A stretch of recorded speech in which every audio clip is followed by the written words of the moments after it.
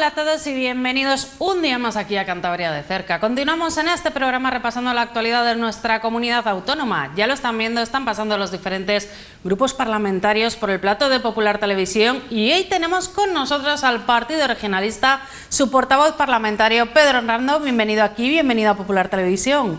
Pues muchas gracias, me ha encantado de estar aquí con vosotros. Y nosotros de que hayas venido. Además, ¿cómo se lleva eso de ser el primer partido político de Cantabria? Pues hombre, con mucha responsabilidad, en una época muy complicada, en la que todo tenía que haber sido pues una felicidad, después de haber conseguido por fin ganar las elecciones, ser el primer partido de la comunidad autónoma, tener diputado, tener senador y tener una Cantabria que iba en un buen camino. Pues este COVID nos ha truncado a todos, nos ha parado en seco, pero también nos ha dado, yo creo que nuevas esperanzas y nuevas ganas de que esto pase, de romper con lo anterior, de seguir avanzando, de volver a crecer y, por supuesto, a nosotros que nos ha tocado ese momento, pues a asumir la responsabilidad y a trabajar, si cabe, más duro que nunca para que eso pueda pasar cuanto antes.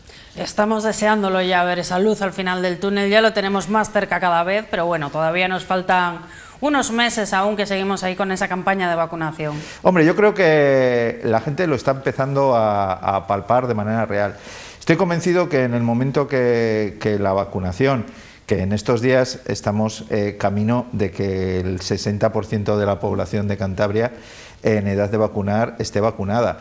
Y en el momento en que se produzca esa vacunación de ese grupo tan grande que hay entre los 40 y los 50 años, que son los que ahora están en proceso de vacunación, que creo que para final de este mes de junio podríamos tenerlo, pues yo creo que ahí se va a producir una segunda noticia que todos estamos esperando, que es el fin del uso de las mascarillas en espacios abiertos, que psicológicamente creo que va a ser un punto y aparte en todo este proceso del COVID. La gente tiene muchas ganas de volver a la normalidad y la mascarilla, aunque es necesaria y es fundamental para evitar que la pandemia vuelva a producirse, psicológicamente es un elemento que nos recuerda demasiado ese COVID, esas personas que han fallecido, esas situaciones de restricciones que hemos vivido. Y yo creo, confío, a ver si para finales de este mes de junio podemos ya ver a la gente sin mascarilla por las calles. Sería una grandísima noticia. Y oye, desde el punto de vista personal, ¿ya te vas a acostumbrar a ir sin mascarilla por la calle? Porque creo que va a ser una situación para mucha gente muy rara, por muy bien que nos tomemos esa noticia, que lo estamos deseando, pero va a ser un momento un poco extraño quitarnos la mascarilla después de tanto tiempo. A lo bueno uno se acostumbra pronto. Yo he de decir... O sea, raro el primer día, pero luego ya... Eso es. He de decir que he llegado un poco tarde porque salía del parking y cuando he llegado a las escaleras me he dado cuenta que no llevaba mascarilla y he tenido que volver a mi coche, a cogerla. Es decir, yo creo que nos vamos a acostumbrar en un tiempo que va a ser algo así entre 1 minuto y medio minuto. O sea, el salir por la puerta de casa va a ser lo que nos va a llevar quitarnos la mascarilla. Efectivamente. Lo que pasa es que tendremos que llevar una en el bolsillo porque habrá sitios cerrados o habrá situaciones en las que todavía sea recomendable usarla. Pero yo estoy convencido que para salir a pasear, para ir a la playa, para hacer deporte, para hacer todas esas actividades normales, ya no vamos a necesitar mascarilla y eso va a suponer un salto cualitativo enorme. Muy importante. Volviendo ya un poco al tema más de actualidad, vosotros estáis en el Parlamento y también en el Gobierno de Cantabria, primer partido con el presidente regional a la cabeza y también con ese grupo parlamentario. ¿Gestionar esto es más fácil, más difícil? ¿Cómo se gestiona este día a día? Bueno, la realidad es que gestionar el COVID y gestionar la situación de la comunidad autónoma en esas condiciones es algo que no había ocurrido nunca. Y entonces... hablar de si es más fácil o es más difícil, no, es que no había ocurrido nunca. He de decir que con una mayoría estable como la que tenemos en el gobierno, las cosas son más fáciles. La legislatura pasada también tuvimos una mayoría estable, pero en una mayoría más complicada, que dependía de votos externos. y eso hacía más complicada, como yo digo, el trabajo de cada lunes en el Parlamento y el trabajo de cada año para aprobar los presupuestos. Ahora eso es más fácil. Tenemos una mayoría estable con el Partido Socialista y eso te da bastantes facilidades a la hora de tener que tomar decisiones y poder tomarlas sabiendo que el Parlamento va a apoyar esas medidas. Y además, aunque ahora porque ahora ya hay razones políticas que impulsan todo y los partidos de la oposición ya ven que el COVID se acaba y que hay que empezar a intentar rentabilizar otras actuaciones, pues porque la economía va a ir mejor, porque las situaciones que afectan a los ciudadanos van a ir mejor. He de decir que en las épocas más difíciles del COVID en Cantabria creo que debemos agradecer a todos los partidos políticos el apoyo que han dado al gobierno, el apoyo que han dado a las gestiones, más allá de las ideologías políticas. Hemos tenido muchos días de trabajo en el Parlamento, muchos días de trabajo con el gobierno, en el que todos los grupos, Ciudadanos, el Partido Popular, Vox, han estado apoyando la labor que ha hecho el gobierno. Es verdad que ese periodo se ha terminado, también es normal, cada uno tiene que hacer su parte del trabajo y a la oposición le toca criticar la labor del gobierno, aunque en algunos casos sea pura irresponsabilidad. Pero bueno, cada uno tiene su papel. Pero sí he de reconocer que en los momentos duros de la pandemia toda la oposición ha hecho un ejercicio de responsabilidad y ha apoyado esa labor del gobierno y hemos estado todos bastante unidos e incluso hace muy pocos días hemos aprobado una iniciativa para que se pudiera gestionar más ágilmente las ayudas a los autónomos o las ayudas a las empresas y yo creo que en ese sentido los cántabros tienen que estar tranquilos y orgullosos de que aquellos a los que pagan y aquellos a los que son sus representantes públicos son capaces de trabajar de manera conjunta para sacar lo más importante que tenemos adelante, que es nuestra comunidad autónoma. Esos espacios para el consenso, esos espacios para el diálogo, más allá de la bronca política, que es lo que muchas veces llega a los ciudadanos, las broncas parlamentarias, las discusiones en el Parlamento, en ese pleno del Parlamento de todas las semanas, pero sí que tenéis espacios para hablar, para negociar. Yo siempre digo que mi trabajo es ese. Cuando la gente dice, ¿qué hace el portavoz parlamentario? Tal? ¿Eres el que sale en los medios de comunicación? ¿Eres el que tal? No, yo soy el que se dedica a intentar llegar a acuerdos, a negociar con el resto de los grupos, a analizar las iniciativas, a conseguir que las leyes en este Parlamento de Cantabria, que hemos aprobado, pese a todas las circunstancias, más de una docena de leyes, hayan salido por unanimidad. Que eso es una cosa... y dice, oh, pero es que han salido leyes incluso de carácter, pues con una cierta contenido ideológico importante, como la ley LGTBI, con el apoyo de los grupos políticos, la ley de espectáculos, las leyes de fundaciones, o sea, es decir, toda la legislación fundamental de la comunidad autónoma sale por unanimidad, o si no, con una mayoría muy cualificada, no con la mayoría solo del gobierno. Ese es nuestro trabajo. Claro que existen espacios para el consenso, para el acuerdo, para el diálogo, y yo creo que además es que el Parlamento es eso. El Parlamento es eso. El rodillo no es... El rodillo es un instrumento que tiene el gobierno de turno, aquí y en todas partes, para conseguir imponer sus políticas cuando no consigue avanzar en la resolución de los acuerdos. Pero aquí hay que reconocer que quizás por esa... tradición que tenemos de que la mayor parte de los gobiernos de Cantabria desde su creación hayan sido gobiernos de coalición, estamos acostumbrados a las coaliciones, a los acuerdos y es algo bastante habitual. No nos sorprende tanto, ¿verdad?, como en el gobierno nacional, con esa coalición. Aquí lo tenemos muy asumido. Claro, y ese es uno de los problemas que tiene el gobierno nacional, que es que gobernar con mayoría absoluta es muy fácil, pero gobernar en coalición no lo es tanto. Muy difícil. No lo es tanto, pero claro, hay que... Yo le he dicho siempre, en una negociación, cuando todos ganan, ahí no hay negociación. Ahí no hay acuerdo. Si todos ganan, no hace falta el acuerdo. Lo único que no tenemos que hacer es sentarnos y ver qué estamos dispuestos a perder cada uno.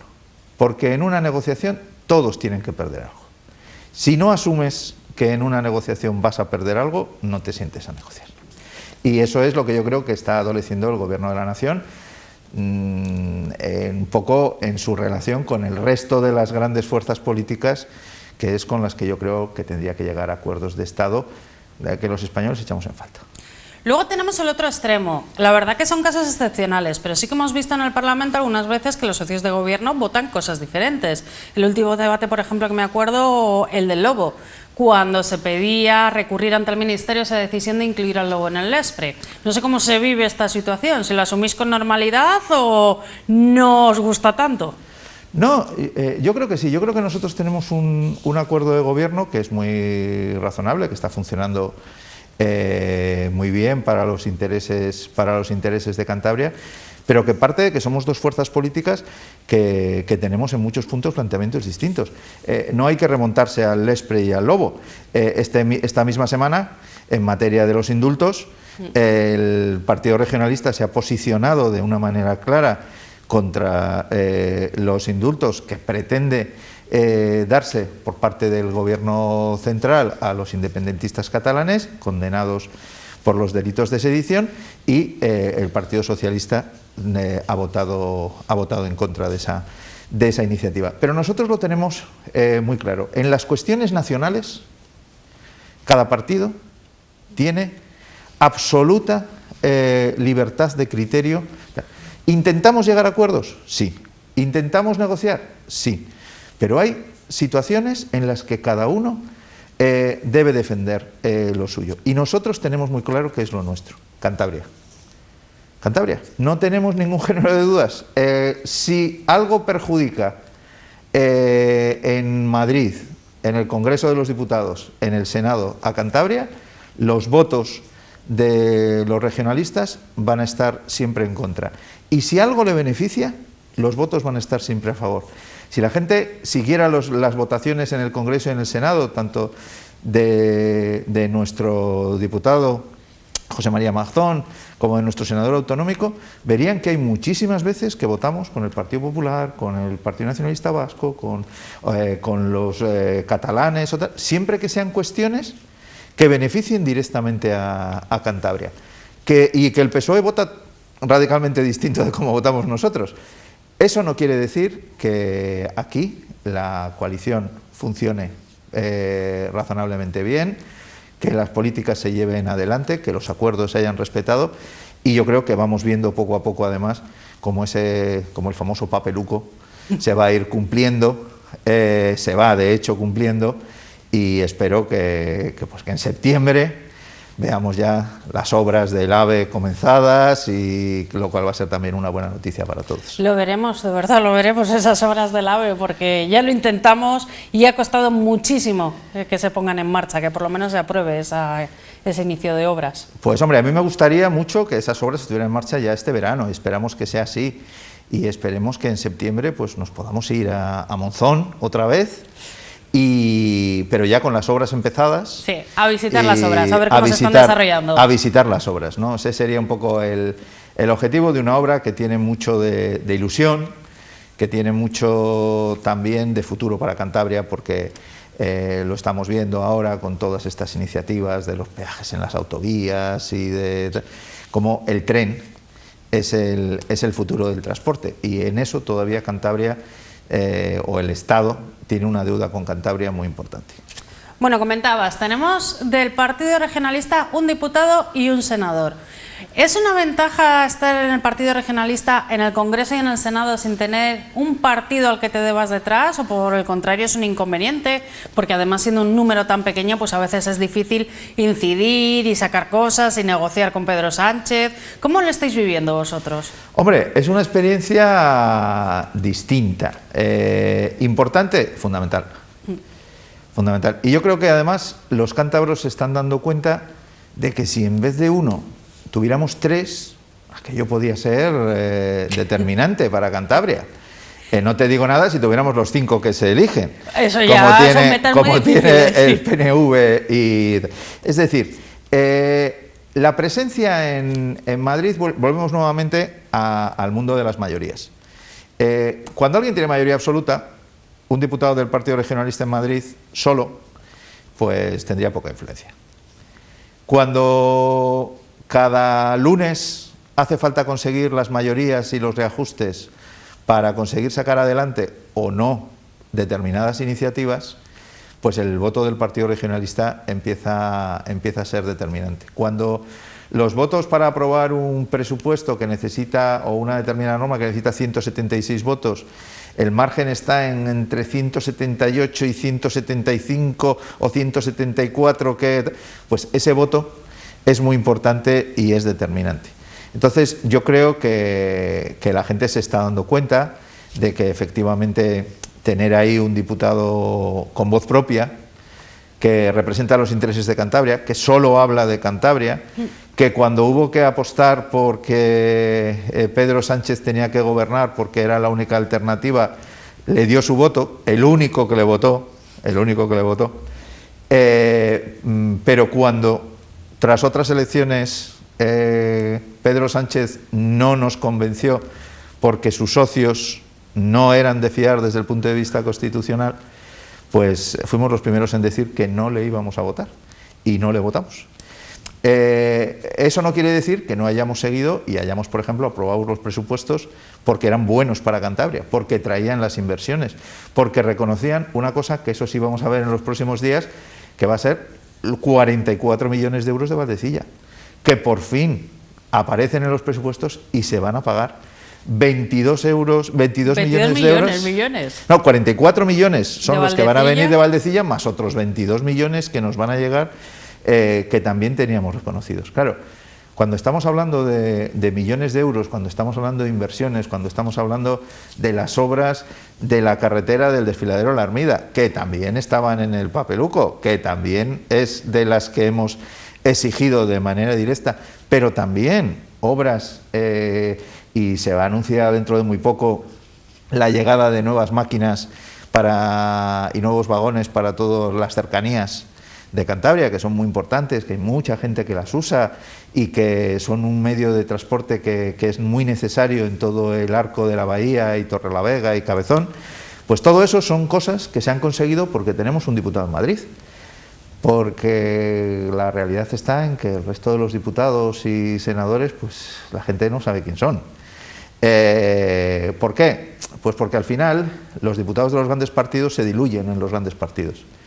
Y José María o José Miguel, pues tanto en el Congreso como en el Senado, tienen nombres y apellidos, la gente los ve por la calle, les para, les dice: tú eres el diputado de Cantabria, tú eres el senador de Cantabria y no eres el diputado del PRC, por tal, sino tú eres el diputado de Cantabria. Es un trabajo difícil, pero es un trabajo que mientras las mayorías sean necesarias, pues es un trabajo que yo estoy convencido que le va a dar muchos beneficios a Cantabria, que es un poco el objetivo de todos los partidos, del nuestro fundamentalmente. Bueno, volviendo ya a la gestión del Gobierno de Cantabria, ya centrándonos aquí en nuestra comunidad en concreto, vivimos regidos por ese famoso semáforo COVID. Hemos tenido hace un par de días la última actualización. ¿Cómo lo veis vosotros? ¿Está funcionando el semáforo COVID para controlar la pandemia o simplemente estamos viviendo el ciclo de fin de cuarta ola? Bueno, yo creo que ahora mismo tenemos a todo Cantabria en general situación de riesgo 1. Es decir, sí, ya no queda ninguno de riesgo 3 ni riesgo 4. No nos quedan municipios en riesgo 3 y 4. ¿Ha servido de algo las medidas que se están poniendo? Hombre, yo creo que el resultado está claro. Yo soy de Santoña.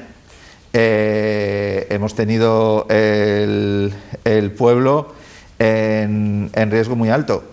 Ahora mismo ya estamos en riesgo medio. Las medidas sirven, son duras, a veces incomprensibles, hasta para nosotros. Es muy difícil de entender determinadas medidas, pero al final los resultados se están viendo. Incluso en los peores momentos de la pandemia, cuando se explicaban, o en las distintas fases de desescalada, cuando te explicaban las medidas, había muchas que decías: pero esto, ¿realmente tiene sentido esto? ¿Y por qué si puedo hacer esto otro y no hago esto? Al final los datos nos han demostrado que Cantabria es una de las comunidades autónomas que mejor ha afrontado la pandemia. Una en las que menos personas han fallecido, en las que menos personas hemos tenido hospitalizadas y en las que menos casos de UCI hemos tenido. Yo creo que cuando miremos hacia atrás, con un poco de perspectiva, y veamos todos los inconvenientes que nos ha producido en nuestra vida normal y veamos que nuestra familia sigue ahí o que podían haber fallecido y no lo han hecho y que la situación ha sido mucho más positiva que en otras comunidades autónomas, diremos que qué bien que se tomaron esas medidas.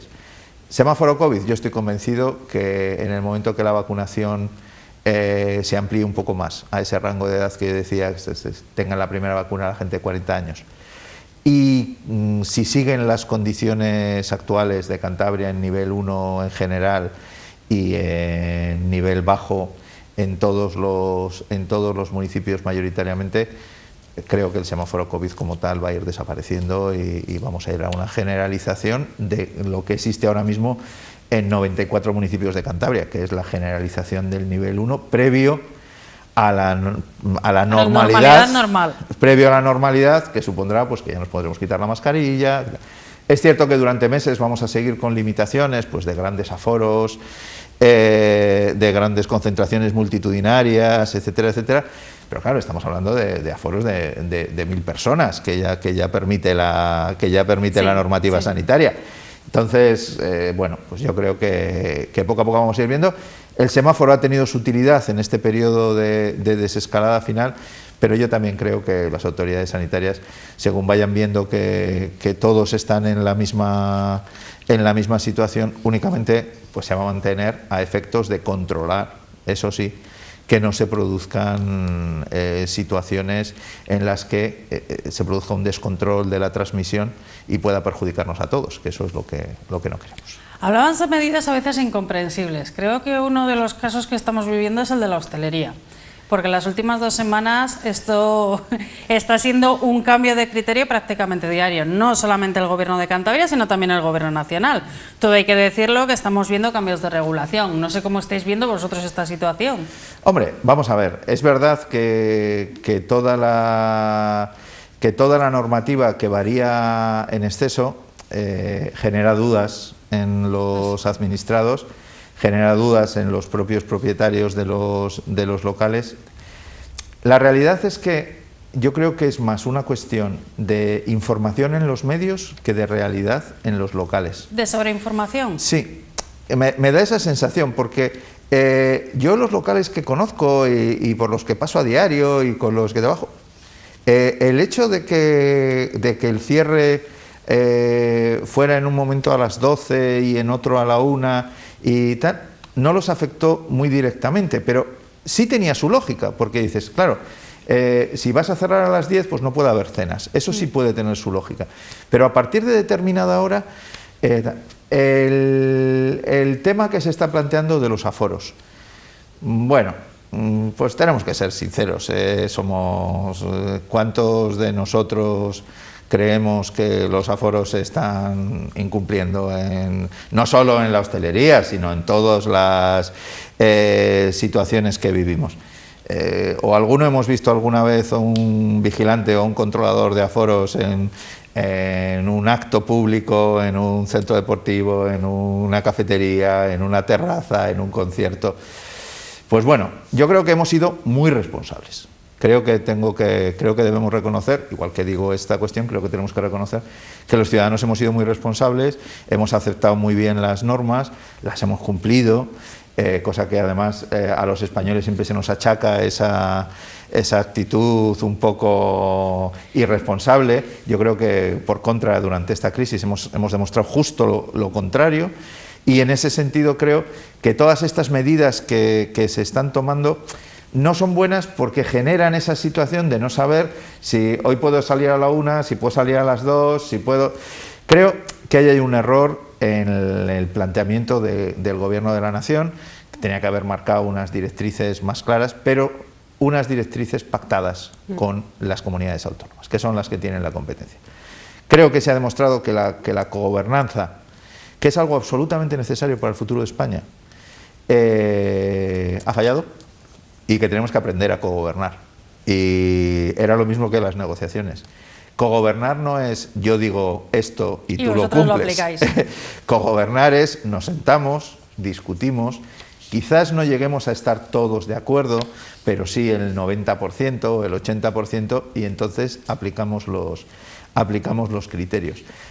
Yo creo, siempre lo he pensado además, que la Constitución española, uno de los elementos que tiene pendientes es la colaboración, la coordinación entre el Estado y las comunidades autónomas y entre las comunidades autónomas entre sí, y yo creo que esta experiencia del COVID nos tiene que servir para dar un salto adelante.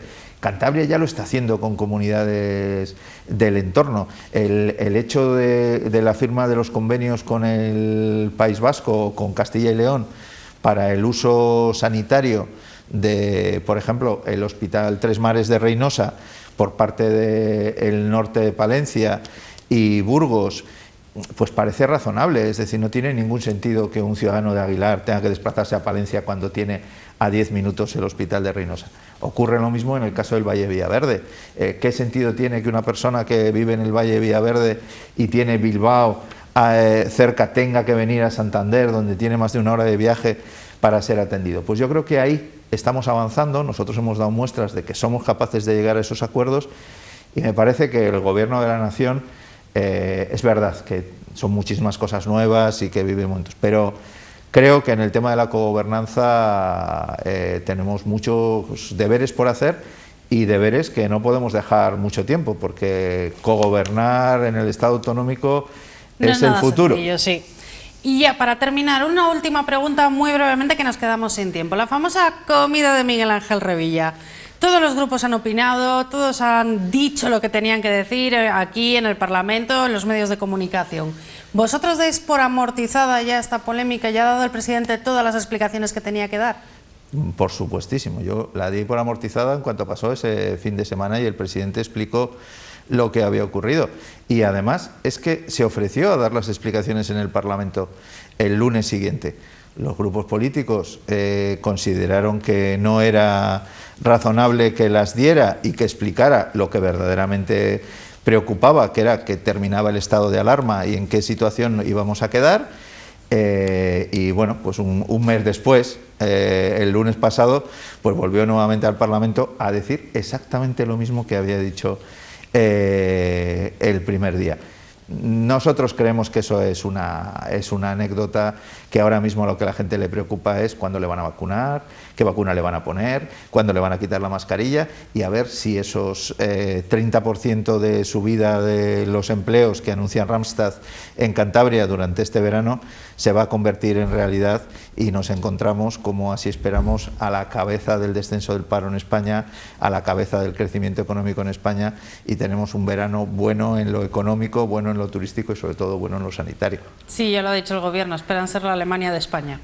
Cantabria espera crecer a tope durante los próximos meses. Eso esperamos. Yo creo que con mejor clima que Alemania, con mejor clima que Alemania, sin duda con mejor clima social y mejor clima económico, y también con mejor clima en lo que se refiere a la temperatura, pero sí, creemos que Cantabria tiene todos los mimbres para convertirse en un motor de la economía del norte de España, porque creemos que hay áreas como la innovación médica o como los desarrollos industriales, donde tenemos mucha potencia, porque la gente no debe olvidar que más del 22% del PIB de Cantabria es industrial, y que el PIB del turismo y la hostelería, que todo el mundo parece que es lo más importante, etcétera, etcétera, no deja de ser el 15%.